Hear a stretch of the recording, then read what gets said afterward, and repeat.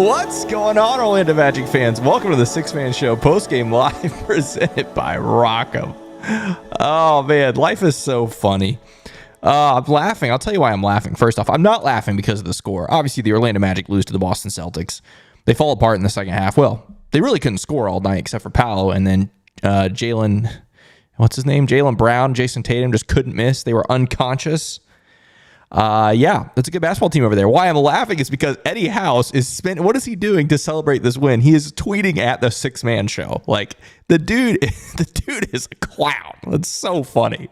We're this tiny little fan-run Orlando Magic podcast, and this guy just wants to come at the Six Man Show. So I'm glad that we are in his noggin. We're in his brain. Eddie, I hope you're watching this. You said, hopefully we'll keep your name out of our mouth. No, that's not going to happen. When you act like a fool, we're absolutely going to continue to put your name in our mouth. So Eddie House, yeah, nice to see you, bud. Glad you enjoy the show. Maybe you're watching right now, Eddie. Hopefully you're watching. Yeah, if you ever want to come on the show, feel free to come on here. We'll gladly welcome you. Anyway, welcome to Six Man Show Postgame Live presented by Rockham. I'm producer Kevin. Glad you're here. Yeah, before we talk about this game, before we talk to the chat, I do want to tell you the Six Man Show Postgame Live is presented by Rockham. Rockham, the world's largest sock store, is also a Central Florida brand. They're a company right in Orlando, just down the road from what used to be called Amway Center. We're going to find out on Wednesday what it's called now. But they do everything in-house. They do from the marketing to the design to the manufacturing is all done in Orlando. It's a Central Florida company, a great company that we really love and support big time because they support us. So when you shop at Rockham, please use the code MAGIC20. MAGIC20 will get you 20% off your order at rockham.com. Again, get great gear, Magic socks, underwear, or socks and underwear for other things, and get 20% off and support the Six Man Show all at once. It's a great thing to do. Again, rockham.com. All right, chat, how are we doing today? First off, we got to start with a super chat from Ty. He says, hit the like button. He says, they are contenders, and we are a piece away or another player taking the next step or better offensive schemes. Yeah, first off, thank you for the super chat, Ty. I always appreciate it. Here's the thing, offensively today was... It's hard because you got a ton of good looks. We just could not hit a shot by anyone other than Paolo Banchero. That's what's disappointing for me. Like the fact, yeah, you lost by 17, but this was a 2 to 4 possession game the entire game, even though Paolo was the only guy doing anything for you offensively. If he had any help from anyone else, this game goes down to the wire and maybe the Magic win. So, kind of is what it is. The Only Hero says, this was a tough one. We see the difference from a good team to a great team, and it's shooting. Franz has got to do better. Gary was non-existent. Might have to move on from him this summer. Yeah, the slumps for some of our guys are growing. It's rough. Michael Martin says, Franz was a no-show again. Franz was rough. The Only Hero says, Eddie House is a clown. Magic live in his head rent-free. We haunt his dreams. Apparently. So, love that. Let's see here.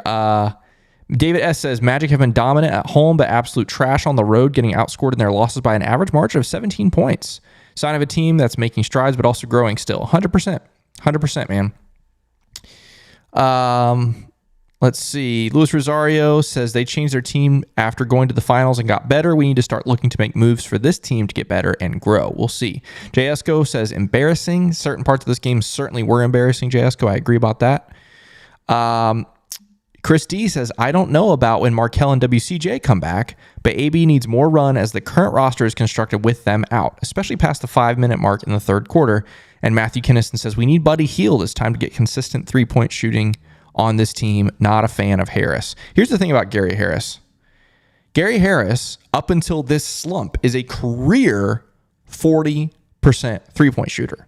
Like, he is a great three-point shooter. Last year, I believe second in the NBA in three-point percentage. Let's not act like Gary Harris is not a career legit three-point shooter. He is in a slump. Yes, 100%. No doubt about that. The question is, will the slump end anytime soon? Because you're right. We're running out of time. Every player goes through slumps. We need Gary to end his. Now, obviously, this whole loss is not just on Gary Harris. It's on everybody. We don't usually go into the box score this quick, but I want to tonight just because it tells the story completely.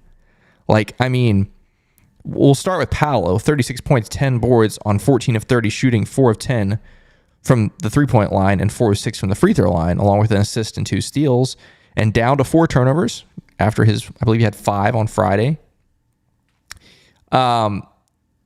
Obviously, Paolo was sensational. I mean, just incredible. It's a shame that the 2 best performances for Paolo, I would say this season, at least offensively, were wasted in losses. You had the game in Cleveland and the game tonight or this afternoon in Boston, where he's just sensational and gets 0, and I do mean 0 help. One other player in double figures this afternoon for the Magic, Jalen Suggs. Jalen Suggs, who scored 13 points, 5 of 9 from the field, 1 of 4 from 3, hit both his free throws, had 5 boards, and 2 turnovers, and a steal. Outside of that, it is single digits from everyone. Yikes. Yeah, Franz, tragic tonight. Franz was bad. 3 of 14 from the field, 0 of 4 from 3, 2 of 2 from the free throw lines, 8 boards, 6 assists, 8 points. Bilal, this is exactly it right here. It says, so frustrating seeing other teams nail threes while we can't. This is what I texted to Jonathan and Luke in the group chat.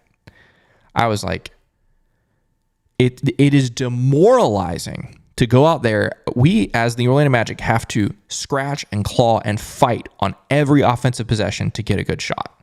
And again, that's just part of being a good team on the rise against a great team.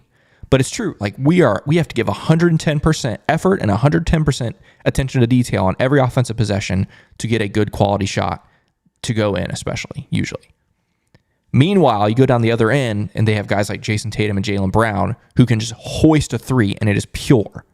Like, it's not just like, oh, it went in. Like, it is like the missile type of 3-pointer where the net just makes the loudest sound, the loudest whoosh it can make, and it's just demoralizing. Like, it is the worst. It's terrible. But again, that's the difference between a great team and a good team that's rising in the Magic, right? And again, tonight, the same thing as that game in Cleveland where Paolo had 42 in the loss. If you have one other player on this team step up and perform decently on offense, you are in this game. Because again, this was a 2 to 4 possession game for most of that third quarter, in spite of all those things we just talked about. You get one other player, Franz, or somebody else, Cole, Mo Wagner maybe could have gotten going, anyone, any of our normal scorers, you get one other guy to put up, I don't know, 15, 17 points. Heck, why not get another 20-point scorer tonight? Any of those things happen, this game goes down to the wire. But it didn't happen tonight. Yeah, Franz offensively just couldn't. And again, it's not just open shots. He had a lot of open jumpers that missed. It was even stuff at the rim that he's used to making. Just like Steven says here, could not buy a bucket. Let's see here. Matthew says, Boston is really reliable on the 3 I noticed. Reminds me of the 09 Magic, but when they don't hit them, they will fold. Yeah, sort of. I agree at some level. Like, the thing about Boston is, though, they are so capable of getting to the rim and getting other shots other than threes, to where if the shot's not falling for them, I trust them more than that 2009 Magic team to go and get shots in other ways. But yeah, your point definitely stands. Chris D says, ball movement and getting to the paint equals better percentage shots from outside. This team got way too enamored with jacking threes with no ball movement. You are right, Chris. However, there were still plenty of possessions when the Magic did the quote-unquote right thing, which is how they play basketball, and got wide open threes, and they just weren't falling. Don't get me wrong. You're 100% right. There are plenty of possessions where guys, Franz did this several times tonight, Cole did this a couple times tonight, even Paolo a couple times tonight, jacking threes with zero ball movement. 100%, you're exactly right. But even on some of the possessions where the Magic played Magic basketball the way we're supposed to play it, the threes just weren't falling. It was tough. Luis Rosario says, this weekend set the Magic back into reality. We have a lot of work to do to be considered a top-tier team in this league. 100%. There is still a significant gap between the Orlando Magic and the elites of the Eastern Conference. And it really just comes down to top-end talent. I think the supporting cast, obviously today's a terrible example of this. I think the supporting cast in Orlando is good. We've seen that in the bench unit. The first 20 games of the season was one of the best in the league. Obviously, it has cooled down significantly. But the rest of the supporting unit is a good unit. The top-end talent just isn't there. And it shouldn't be. Let's not forget, the two top players for the Orlando Magic are 22 and 21 years old. Like, this team should not have elite top-level talent yet. We're 5 years away from that. But the point remains, that's where the gap is. That's where the gap is. Let's see here. Goga. Goga was all right. Not quite as good a night as Friday. Obviously, that's to be expected when he has Al Horford and Kristaps Porzingis to go against him tonight, which he didn't have on Friday. Ends up with 4 points, 8 boards, and assists, 2 steals, as well as 3 blocks. All 3 of them in the first quarter, by the way. Didn't have any blocks after that. Jalen, again, the only other player. It's hard to believe I'm saying that out loud. That's the only other player in double figures. That's the only other player with more than 8 points. That's insane. 13 points for Jalen again, 5 of 9 from the field, 1 of 4 from 3, 2 of 2 from the free throw line. Had 5 boards and a steal. That's just sickening. Anthony Black, I thought was okay. Had 5 points, 2 of 5 from the field, went 1 of 3 from 3. Had a couple boards, 3 assists, got a steal. Had that fast break that should have been a flagrant foul. Caleb Houston, I thought played pretty well as well. 8 points, 2 of 4, 1 of 3 from 3, 3 of 3 from the free throw line. Again, those guys, can't complain. Like those are solid nights for Anthony Black and Caleb Houston. They were not the problem tonight. Gary Harris, miserable. 0-3 from the field. All 3 were 3-pointers. And ends up, I believe that's a team high. Let me come back up here. Yeah, team high, minus 26. Again, that's not all on Gary. Don't look at that minus 26 and go, wow. But part of it might be. Good grief. Cole just shut down tonight. 2 of 8 from the field, 0 of 2 from 3. Hit both of his free throws and had 2 rebounds. Yeah, rough night for Cole. Mo Wagner, invisible. Only took 3 shots tonight. 1 of 2 from 3. 3 of 4 from the free throw line. 2 boards. Yikes. And then you have Chuma, Jet, and Admiral come in the last 2.5 minutes of garbage time. Sorry, I'm just reading more Eddie House things. And that's what they do in garbage time. Joe Ingles didn't play tonight. Obviously, I believe it was, what day did he twist that ankle? Would that have been Monday? Yeah, Monday he had that sprained or twisted ankle, whatever it was. Played Friday, but only played the first 6 minutes, or only played a 6-minute stint and didn't return in the second half. We wondered if it had to do with the ankle, and then they announced pregame that it was the ankle, and that's why he didn't play tonight. So no Joe Ingles tonight. But I don't know if it would have made a difference based on what we saw. Because, that was crazy. I still cannot believe that. That our second leading scorer had 13 points tonight. Oh man. Let's look at some of these stats too. Sorry, I gotta say something really quick to Jonathan. Again, we're talking about this Eddie House stuff because the dude the 6-Man Show just lives in Eddie House's brain as well as Magic fans do.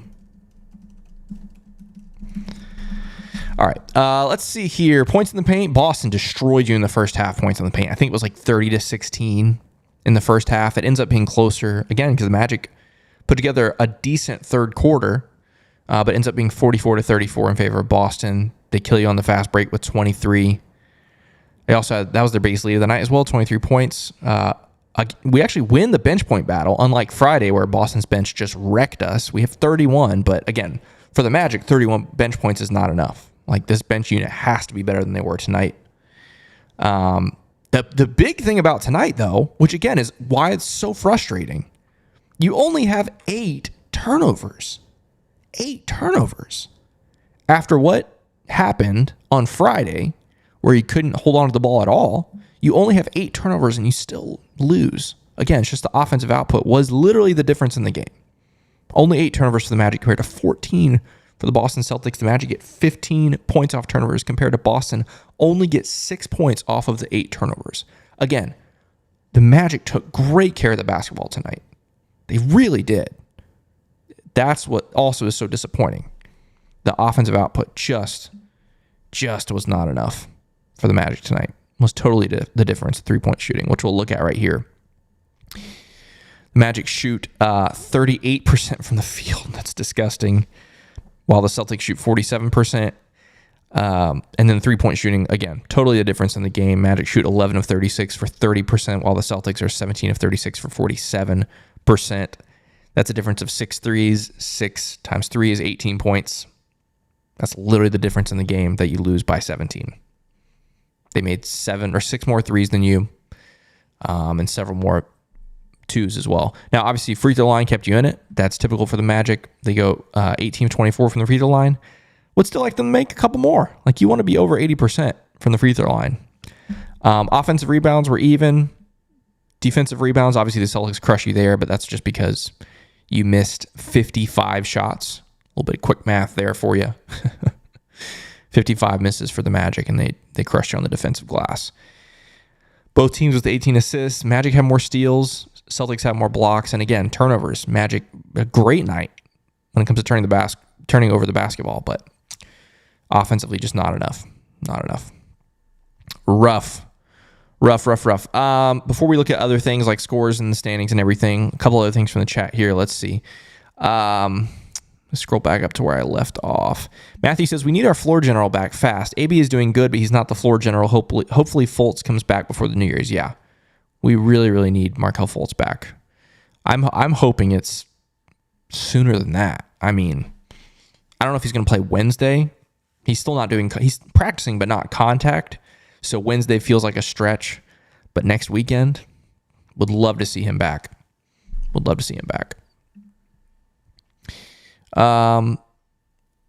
Let's see here. Eddie House is still going at the 6-Man Show on Twitter. Hold on, I gotta find this tweet that they just sent me, so I can share it with you guys. This is so funny.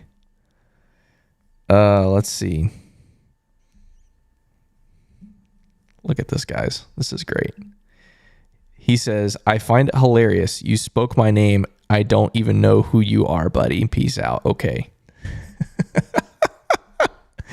Oh, man.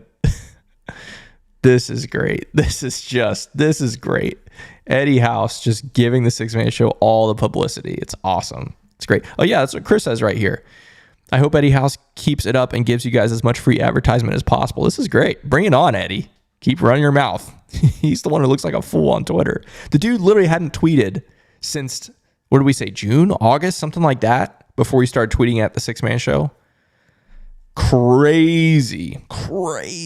We are in that dude's head. It's incredible. Ty Mr. TV says, thank you for the free press, Eddie. You better believe it. Oh, this is so great. I really want him to come on this show. If he wanted to come on this show right now, I don't know if you're watching, Eddie. Come on this show right now. I will bring you on and we will talk. It will be great. Jay Esco says, any word on Markelle? Didn't seem he was going to be out this long when he got injured.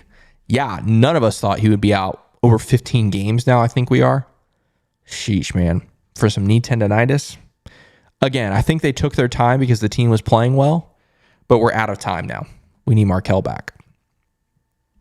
Ryan says, I would watch out for the Heat as well. Don't underestimate them. No way. Absolutely. No one should be underestimating Miami. Like, that's obviously just went to the finals last year. Still a very dangerous team on any night. Any night they can beat anybody. Stephen Luong. Oh, this is such a good point. Closest we brought the game to was 4, 65-69. KP gets that and one putback. Powell got frustrated. He got hit on the back of the head and didn't box out. Celtics never looked back from there. I said the exact same thing in our group chat. That was the most disappointing play of the night for me. I know obviously the scoring was a mess. The shooting was a mess. All that stuff. But you're exactly right. You were in that game, and not just Paolo. It was Paolo, Jalen. I don't remember who the third person was. There was 3 guys there thinking they were just going to nonchalantly get the rebound. And instead, Kristaps Porzingis flies in for the and one putback. Now, could you argue a foul? Sure, maybe.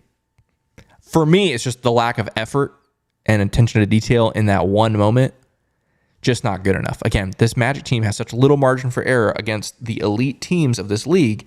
You cannot take one possession off, mentally or physically. And I felt like they did that there, which is rare for this team, to be clear. Like, don't mishear me. I'm not sitting here saying the Magic don't fight or don't pay attention to detail, all that kind of stuff. I think by and large, this team fights really hard. I mean, as hard as anyone in the league.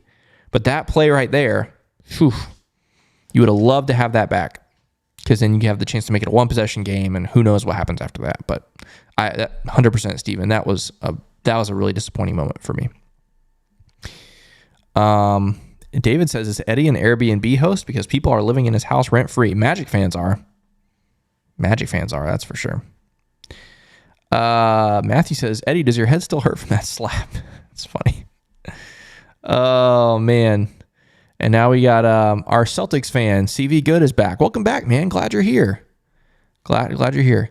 CV Good, we didn't call out the Celtics. Let's be very clear. We called out Eddie House, who is a clown, and called the Magic trash. And then we won 4 in a row against the Celtics. Okay, let's not forget that. Okay, behave. Okay. Ty with the super chat. Thanks, man. He says, Eddie knows he is watching this show with a sock on the door screaming at his mom for pizza rolls. Oh my gosh, Ty. Ty from the top rope. Oh, man, that's funny. That is funny. Yeah, guys, so obviously a tough night or afternoon for the Magic. But here's the thing. Here's what's frustrating. Friday, the Magic get absolutely blown apart. Okay? Like, let's be very clear. Friday, the Celtics outclassed the Magic. We talked about this, though. How much was that the Magic having 3 days off and were rusty? Who knows? Today, the Magic, I don't feel, were completely outplayed. They were just outshot. That's the difference. That's where I feel a little bit more of a glimmer of hope than Friday. Okay? That's what I think. Because this is not a case today where the Celtics absolutely bullied you around and owned you like they did on Friday. The Celtics they just slapped us around on Friday, 100%. Today, we just could not buy a bucket. And don't sit here and tell me it was the Celtics 3 and Celtics defense. No, it wasn't. The Magic just could not score except for anyone, except for Paolo Banchero. Just is what it is, So that gives me a glimmer of hope. But we'll see. I wish the Magic got to play the Celtics one more time. It's a shame that we only get to play them 3 times this season, because we would love to get the Celtics back at home later this season, especially when we're healthy. That's the other thing. None of the Celtics fans talk about this. The fact that we're still missing 2 starters, like the national media doesn't pay attention to that. They don't say a word about that. You read the power rankings and all this stuff. No one talks about that. The fact that we're still down Wendell and Markelle. We went on a 9-game win streak without them. No one talks about that. So we'll get our starters back, and then we'll see. We'll see what this team is. It's interesting. So, yeah, guys, I think that's about it. I'm trying to see. Oh, yeah, we do need to look at the scores around the league and the standings before we call it a night, just like we do on every single episode. Let's see. Magic lose by 17. We know that. The Pelicans just trounced the Spurs after the Spurs won on Friday. And then the only 3 other games are later tonight. And that's it. Just a short little 5-game slate today. Let's refresh the standings here. And then, Clement, that's exactly right. We were without 2 of our starters when we whooped the Celtics at home. Correct. That is correct. Thank you for adding to our point. So where are we? Oh, yeah, standings. Here we are. Celtics, they're just on fire. 14-0 at home, and that's an incredible basketball team there. Drew Holiday is so good. Man, that is just a great basketball player. And obviously, that's beside the point. Jason Tatum, Jaylen Brown, they're incredible. But, man, Drew Holiday is just elite at a lot of things. Look at this top in the East right here. All 3 of these teams on streaks here. While the Magic lost 2 in a row, both to Boston. And then Miami's knocking on the door here. I believe Miami plays once before we play them on Wednesday. Minnesota. They play Minnesota on Monday. Yeah, so they play Minnesota tomorrow. So if they win that game, there's a chance that Wednesday could be to maybe for the Heat to maybe come even with the Magic for the 4 seed. So we'll see. It'll be interesting. But But still, I mean, look at this, 16-9 for the Magic. I know we've lost 2 in a row, both to the best team in the East, potentially best team in the NBA, in a place where they haven't lost all year. Again, Magic fans, you came into this season and someone said, hey, you'll be 16-9 after, 25 games? You would take that 100% of the time. 100% of the time. So, we'll see. We'll see how the rest of this team... Now, obviously, the stretch coming up is brutal, but we'll see how this team handles it. That's going to do it for us today, guys. Big show on Friday. Oh, yeah, Wednesday. I'm not going to be here Wednesday. You're going to have a guest host on Wednesday. It's going to be a great time. I won't tell you who it is. You have a 50-50 shot. It's either Jonathan or Luke. Speaking of Jonathan or Luke, they'll have a brand new episode of the Six Man Show for you tomorrow on Monday. So obviously tune into that. But yeah, we'll be back with post game live. I can't talk on Wednesday after the Heat game. But until then, let's go Magic!